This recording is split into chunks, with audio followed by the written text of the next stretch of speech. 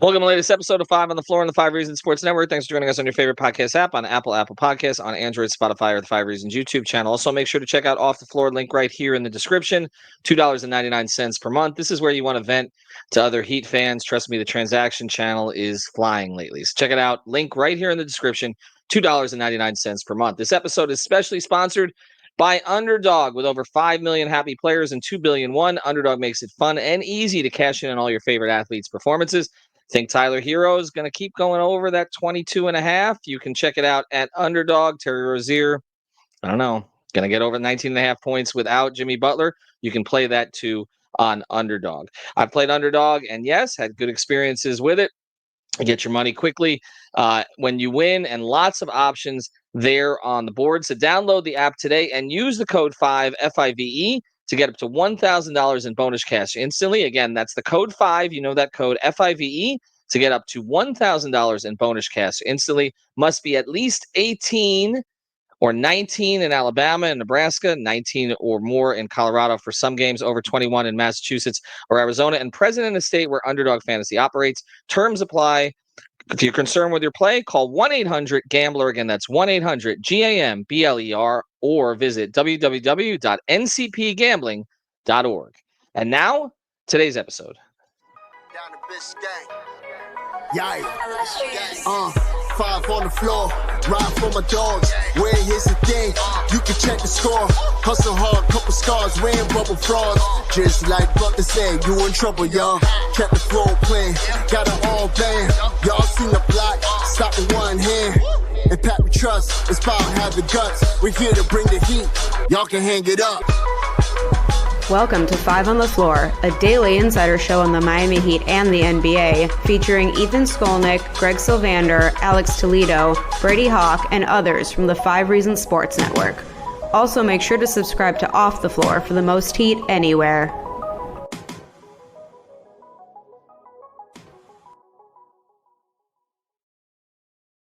All right, welcome back to 5 on the Floor. Here's today's floor plan. I'm Ethan Skolnick. You can follow me at Ethan J. Skolnick at 5 Reasons Sports. Got Brady Hawk. You can follow him at, yes, again, Brady Hawk 305. It is fully operational. The Miami Heat are not. We're going to discuss that today. Jimmy Butler will miss the game against Minnesota. I feel like I've said that in previous years. I think he's only played twice in Minnesota. They only play there once per year. I think he's played twice there since he joined the Heat. I think he's missed 4 games. A lot of it's just coincidental, like when it comes up on the schedule. But I know the Timberwolves fans think that he's ducking them. I don't think he sprained his ankle on purpose.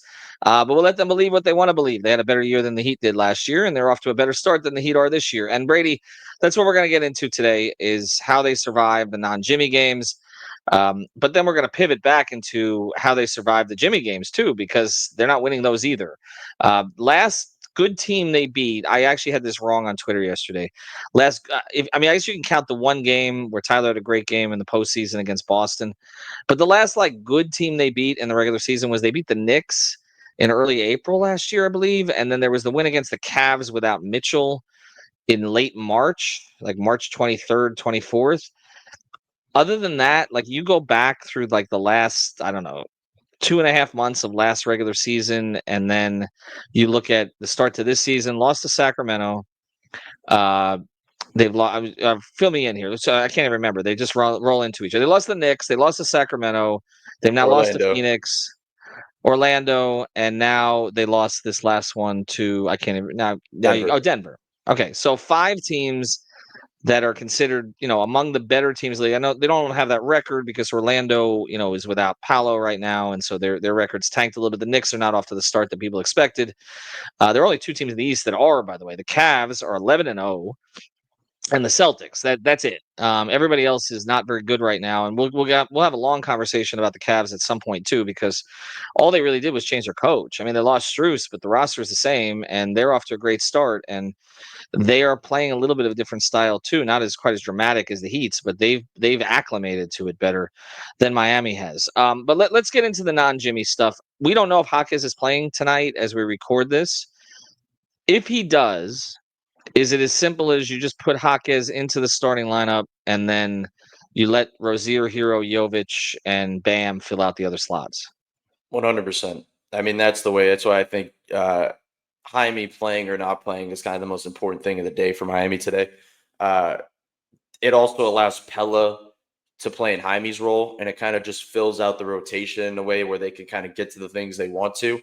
I kind of feel like, and it may sound crazy to say that like you lose your best player, but like this could be like a situation where you get a random boost from your other guys. Like we've seen this happen in the past, that maybe Jaime is kind of the transition killer kind of guy that kind of boosts the offense and gets them going and does this other stuff. That maybe this is the kind of boost they need right now to kind of play a little bit of a faster style. I don't know, but they have to be able to kind of survive this stretch. They have to kind of steal one of these games. They have to. I don't know if it's this one in Minnesota, but they just cannot go down. We talked about this before the season. I mean, this stretch was ultimately always going to be extremely important, and I didn't think we were expecting Jimmy to be out for most of it, or we're waiting to see how it'll end up. But this is going to be interesting. I mean, we're going to take this back to Terry Rozier because Tyler's playing at an incredible level. I think Bam's going to figure it out. I think he's going to be able to play. He always plays well against these Defensive Player of the Year favorites. Like when he plays Gobert, I think he's going to have that extra edge. I think he'll be fine in this one. It's going to be about the others, and it's going to be about Terry Rozier because they're when you're losing Jimmy, you're losing a decent portion of your shot attempts and of your shot creation. And here's the key here, Ethan. We didn't even mention this kind of when we've been talking about this leading up. They've formed this rotation for Jimmy to run with this second unit. That was the whole purpose of this substitution pattern. The question is, what do you do now? And I actually think this segues good into what we were going to talk about. I think you run Terry off the bench with a lot of those guys. Like that feels like the way, like where you have Duncan, Pella, whether it's Burks, Highsmith, and Khalil Ware or whatever big man they go with. I think Terry's probably the guy you roll out with there and see if he can get into some type of offensive flow. See if he can find his rhythm off the bounce of some kind and play with a little bit of a faster lineup. And let Tyler and Bam kind of run their own lineups together because they've kind of been in this rhythm. And the other guy that I'm curious to see, because I know I just threw him in there in that bench lineup, Duncan, Tyler, and Bam. Is this not the time to just go full in on those type of lineups and match those guys together? I mean, this is all about finding chemistry lineups. It's about finding like guys that work well together. And I think last game, it's like you got to play guys that play well together. And Tyler, Duncan, and Bam were a really good combo. So if you can find a way to match that up, that means you have to play Terry with some of these other lineups by himself. And I think that might be the best thing right now to try to see if he can get into a flow. So it kind of feels like that, but they're going to lean into these young guys. It's going to be a lot on Jaime, a lot of Pella to kind of pick up for some slack on the ball.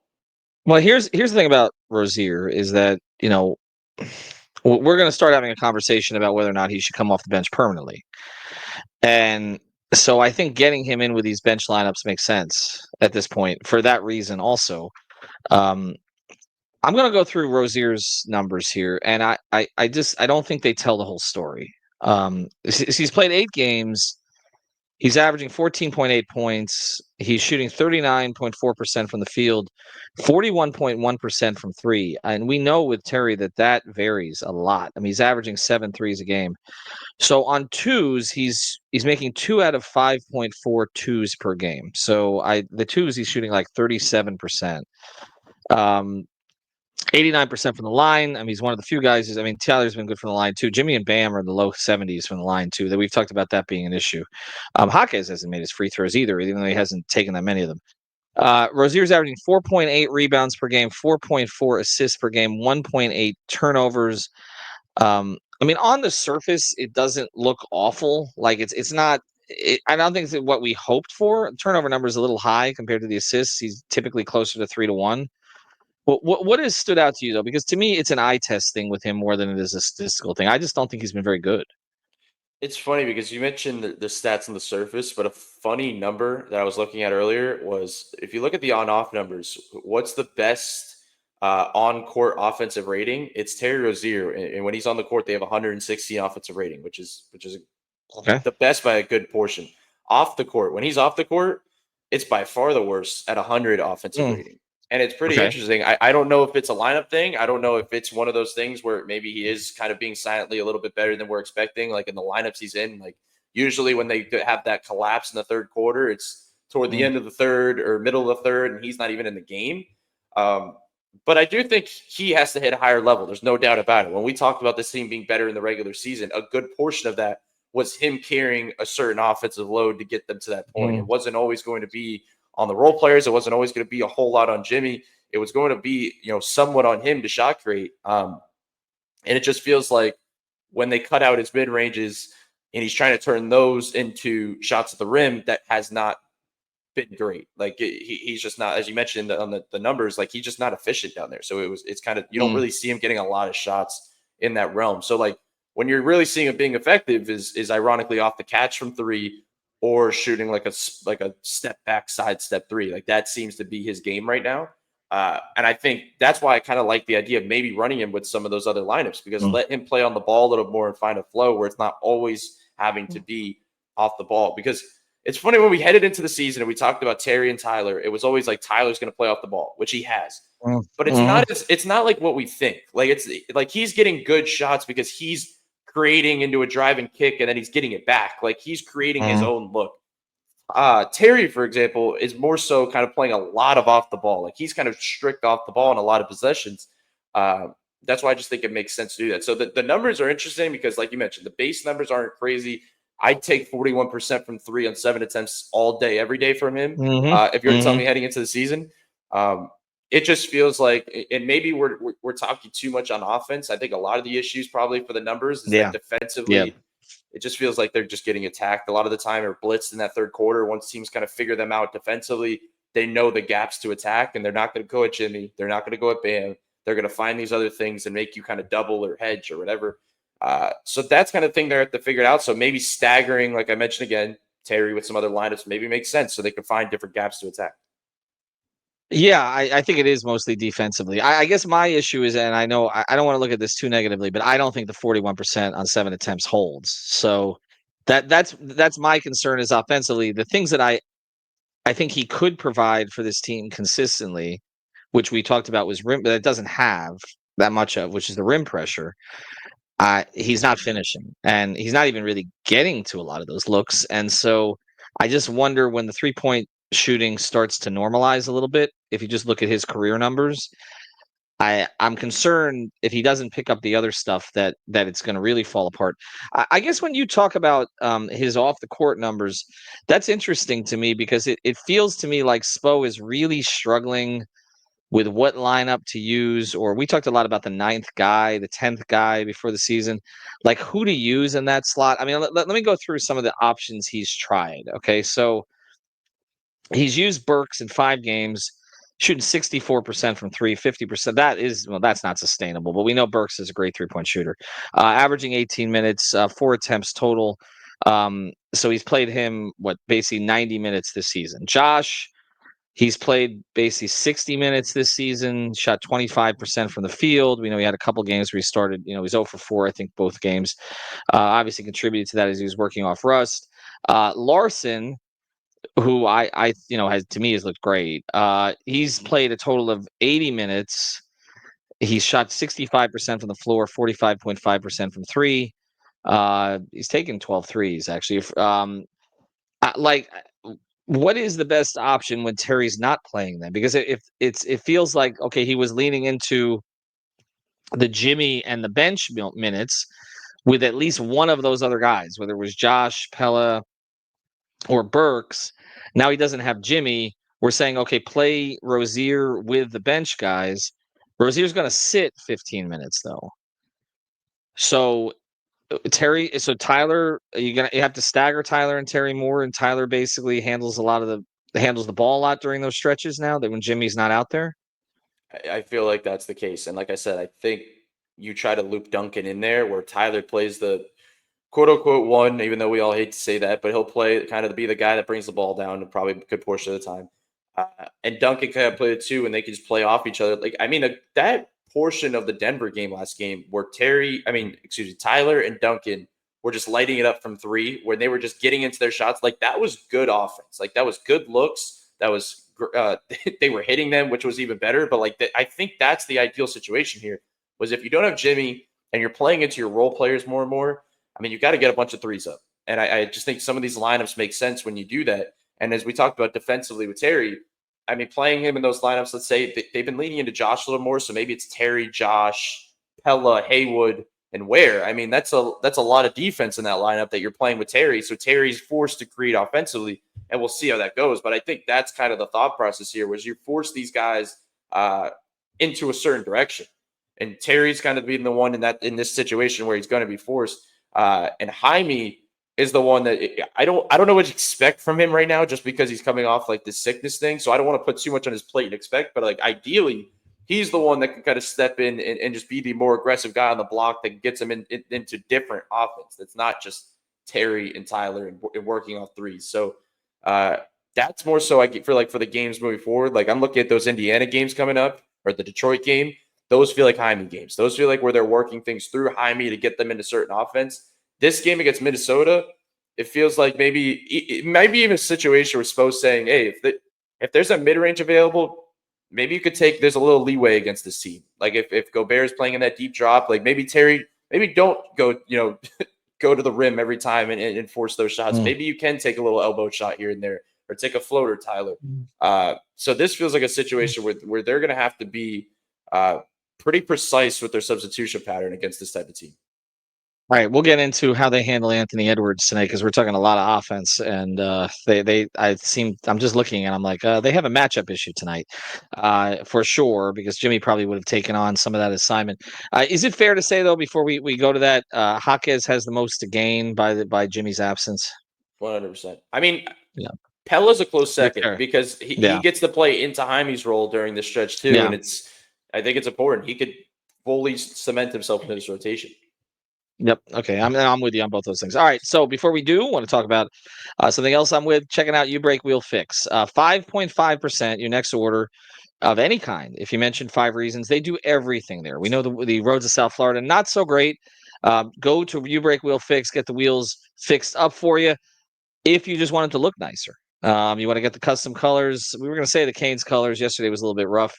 Get the Panthers colors. That seems to be the safest thing these days. Go to ubreakwheelfix.com. That's with a U at the start. ubreakwheelfix.com or ubreakwheelfix on Instagram. Mark and his team, they do a great job down there. They've actually moved to a bigger shop because they had so many people flooding the other one. And again, if you have floods, this is a great place to go to fix your wheels. So all of that stuff based in North Miami. Check them out. ubreakwheelfix.com. Make sure you mention 5 reasons, though. That's the way to get the discount. Who's guarding Ant? Don't they have to start Haywood tonight?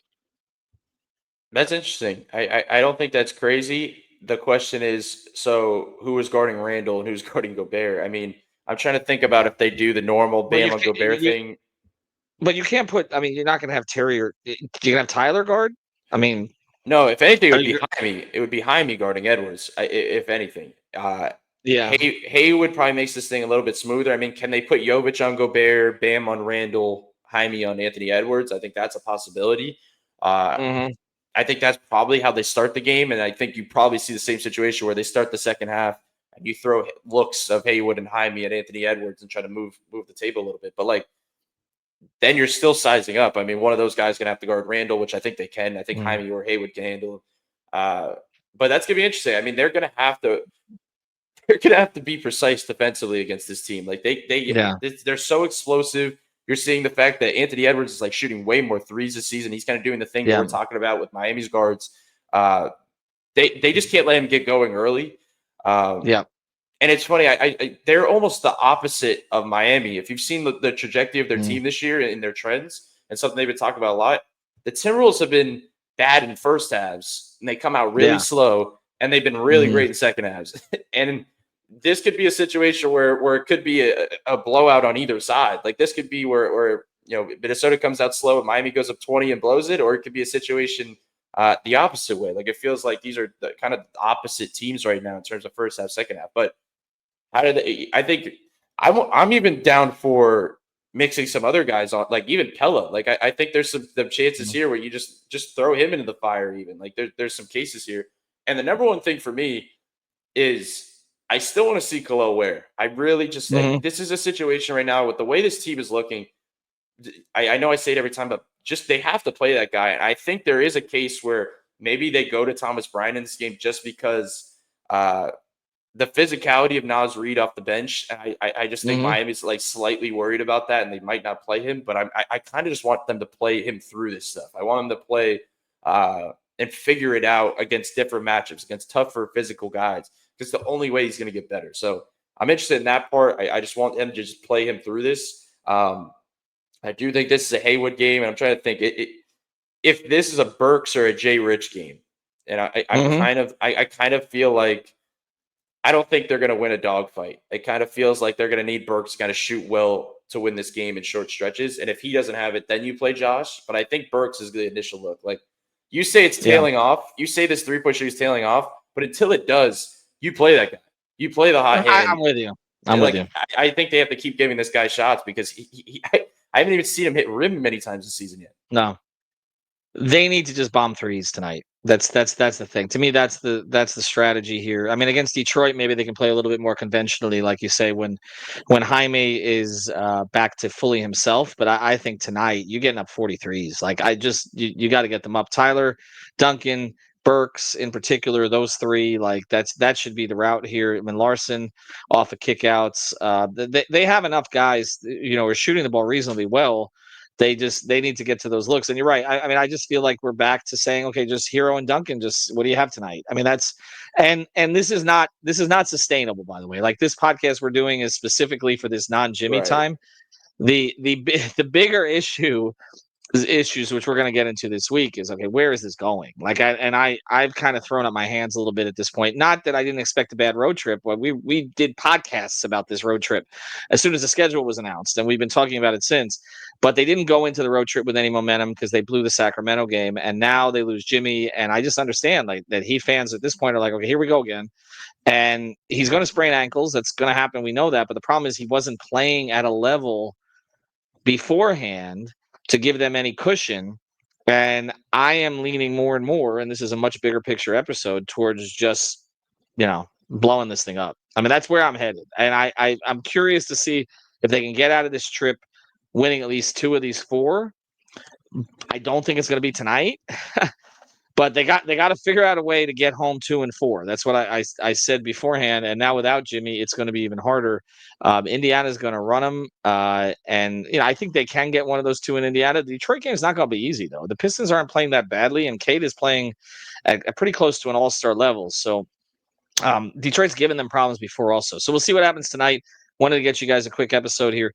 I just think that the Rozier thing to me is I liked the trade. I understood why they did it. I think a lot of us cheered it at the time. Lowry wasn't really providing anything for them. You wanted to see them do something. First round pick, yes, that was a sacrifice, but he was playing at a high level at Charlotte. I need to see him contribute significantly to winning here. And in Charlotte, that's not what he was asked to do. And here he's got to figure out a way to be impactful. And Jimmy being out does give him a little bit of room here. It gives him a little bit of room, like you said, to run the second unit. But we need to see more. I think they need to see more. I don't think it's not about us. They need to see more. And I think then we'll get back to the questions again about what happens when all 4 of them are healthy. So let's just hope that these other guys on the team stay healthy, particularly 14, because he has earned a lot of respect here in the first 8 games, I think, with the way that he's adjusted and performed. It's Terry's turn. All right, Brady, appreciate it.